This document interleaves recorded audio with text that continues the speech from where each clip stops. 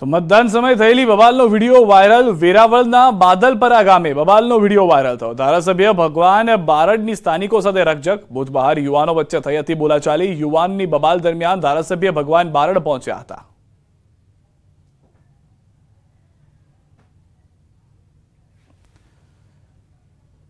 દમણથી સમાચાર મળી રહ્યા છે। ગેસ લાઇનમાં ભીષણ આગ। જેસીબી પણ આગની ઝપેટમાં આવ્યું છે। ગેસ લાઇનની કામગીરી દરમિયાન આગ લાગી હતી। ગેસ વિભાગ દ્વારા પુરવઠો બંધ કરાયો છે। ભીષણ આગમાં જેસીબી બળીને ખાખ થઈ ગયું હોવાની પણ જાણકારી મળી રહી છે।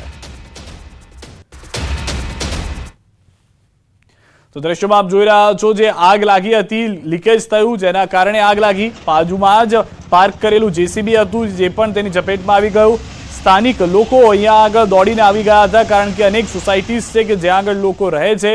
આગ લાગવાની ઘટનાથી અફરાતફરીનો માહોલ થઈ ગયો હતો। ગેસ એજન્સી જે ગેસ કંપની છે તેને પણ જાણ કરવામાં આવી।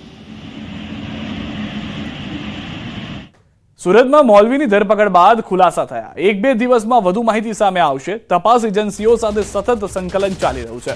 આ કેસમાં ખૂબ જ મહેનત કરવામાં આવી રહી છે। આરોપીઓના સોશિયલ મીડિયા એકાઉન્ટની તપાસ, આરોપીઓ કેવી રીતે લોગિન કરતા હતા તેની તપાસ કેસમાં મહત્વના પુરાવા હાથે લાગે તેવા પ્રયાસ છે। આરોપીઓના ભારતના છે કે બહારના તેની તપાસ, મોબાઈલ નંબરોની પણ તપાસ થઈ રહી છે। પોલીસ મળતી કડીઓની તપાસ કરી રહી છે।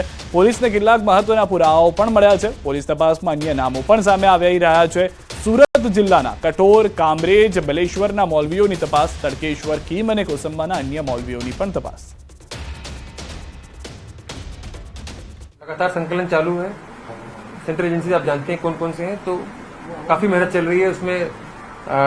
उन लोगों के सोशल मीडिया अकाउंट्स, वहाँ पर क्या क्या अपडेट्स हैं, उसके थ्रू और कैसे वो सोशल मीडिया में लॉगिन करते थे, कुछ निकल के आए। हमारे कोशिश इसी पे है। उसका जो हैंडलर है इंडिया में है कि बाहर है, वो सही है नाम या गलत है, उनके मोबाइल नंबर क्या है, ये सब पे जांच चल रही है और कुछ जल्दी ही मिलना चाहिए, ऐसी हमें उम्मीद है।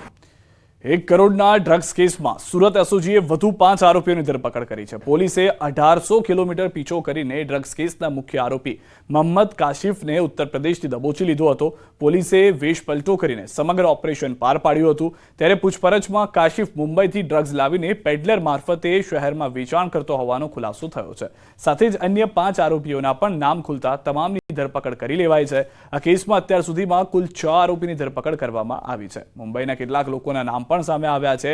આરોપીઓ ડ્રગ્સ બનાવવાનું મટીરીયલ મુંબઈથી લાવતો હોવાનું પણ તપાસમાં ખુલ્યું છે। સુરતના 2 આરોપી ડ્રગ્સ સપ્લાય કરતા હતા જ્યારે અન્ય 2 આરોપી મુંબઈથી ડ્રગ્સ પહોંચાડતા હતા। સુરત પોલીસ ડ્રગ્સ મામલે મુંબઈ અને સુરત વચ્ચેની ચેઇન તોડવાનો પ્રયાસ કરી રહી છે।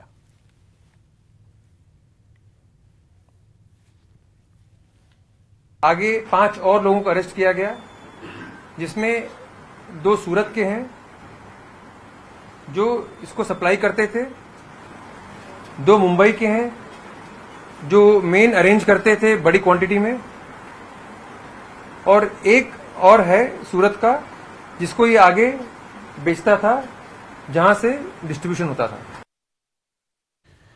વડોદરાથી સમાચાર। યુવકે પરિણીત મહિલા પર કર્યો હુમલો। શિનોરના અવાખલ ગામની ઘટના। પરિણીત મહિલા પર તીક્ષ્ણ હથિયારથી હુમલો। એકતરફી પ્રેમમાં પાગલ હતો યુવક। પરિણીત મહિલાએ લગ્ન કરવાની ના પાડતા હુમલો કરવામાં આવ્યો છે। મહિલાને સારવાર માટે ખસેડાઈ છે।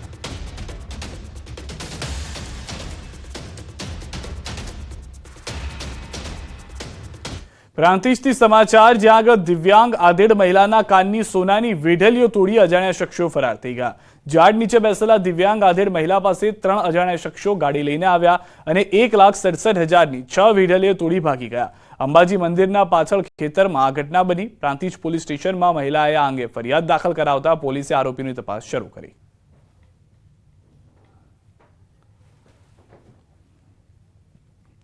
દ્વારકા ખંભાળિયા લાલપુર રોડ પર કાર અને બાઇક વચ્ચે અકસ્માત થયો છે। કંડોરણા નજીક થયેલા અકસ્માતમાં બાઇક ચાલકનું મોત થયું છે।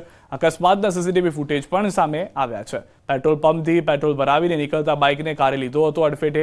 પૂર ઝડપે જતી કારની અડફેટે બાઇક સવાર ફંગોળાયો હતો। ગંભીર ઇજાગ્રસ્ત બાઇક સવારનું જામનગરમાં સારવાર દરમિયાન મોત થયું।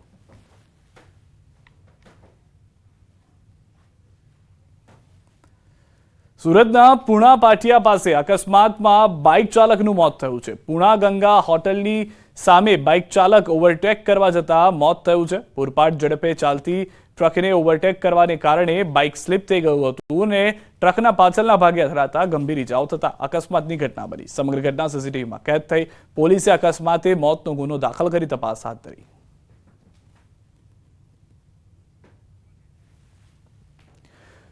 અરવલ્લીના ભેટાલી પાસે બે કાર વચ્ચે ગમખ્વાર અકસ્માત સર્જાયો, જેમાં બે લોકોના મોત થયા, જેમાં એક શિક્ષક અને બીજો વ્યક્તિ બુટલેગર હતો. શિક્ષક ગોપીચંદ ડાભી ચૂંટણીની કામગીરી પૂર્ણ કરી વતન જેસિંગપુર આવી રહ્યા હતા. તે સમયે બુટલેગર નીતિન બલેવા પૂરપાટ ઝડપે કાર હંકારી રહ્યા હતા. બંને કાર સામસામે અથડાઈ હતી. શિક્ષક અને બુટલેગર બંનેના મોત નીપજ્યા. શિક્ષકના મોતથી વતનમાં શોકની લાગણી ફેલાઈ છે. પોલીસે સમગ્ર મામલે કાર્યવાહી હાથ ધરી છે.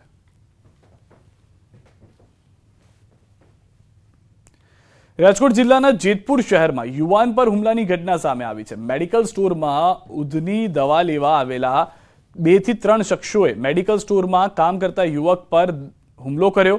તેને ઢોર માર માર્યો. પ્રિસ્ક્રિપ્શનનો આગ્રહ રાખતા યુવક પર હુમલો થયો. નશામાં ધૂત શખ્સે પ્રિસ્ક્રિપ્શન વગર ઊંઘની દવા આપવી જ પડશે તેમ જણાવી બબાલ કરી.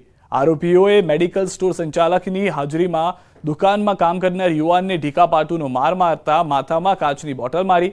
હાલ આરોપીઓ ફરાર થઈ ગયા અને યુવકે પોલીસ ફરિયાદ નોંધાવી છે.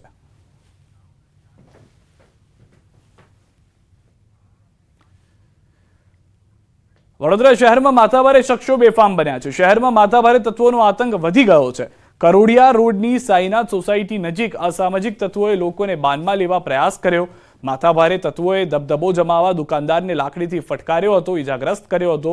બેફામ તત્વોએ આડેધડ દંડા ફટકારી દુકાનમાં પણ ભારે નુકસાન પહોંચાડ્યું. ફરિયાદી પાસે ઘટનાના સીસીટીવી ફૂટેજ હોવા છતાં પોલીસે ફરિયાદ ન લીધી હોવાનો આક્ષેપ કરાયો છે.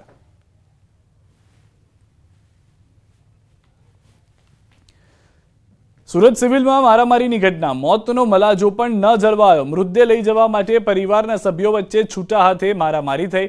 પિતાના મૃત્યુ બાદ મૃતદેહ લઈ જવા બાબતે બે ભાઈ વચ્ચે ઝઘડો થયો.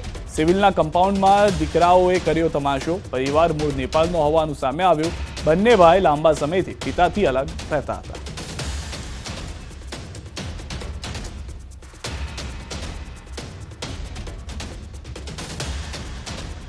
નવસારી શહેરના સાંડકુવા વિસ્તારની ઘટના. મુસ્લિમ યુવતી સાથે હિન્દુ યુવકે લગ્ન કરતા યુવતીના ભાઈએ કર્યો યુવક પર હુમલો. સાંજના સમયે પતિ પત્ની બાઇક પર જઈ રહ્યા હતા. એ દરમિયાન પાછળથી આવી અને કરવામાં આવ્યો હુમલો. હુમલામાં યુવક ગંભીર રીતે ઘાયલ થતા સારવાર અર્થે નવસારી સિવિલ હોસ્પિટલમાં ખસેડવામાં આવ્યો.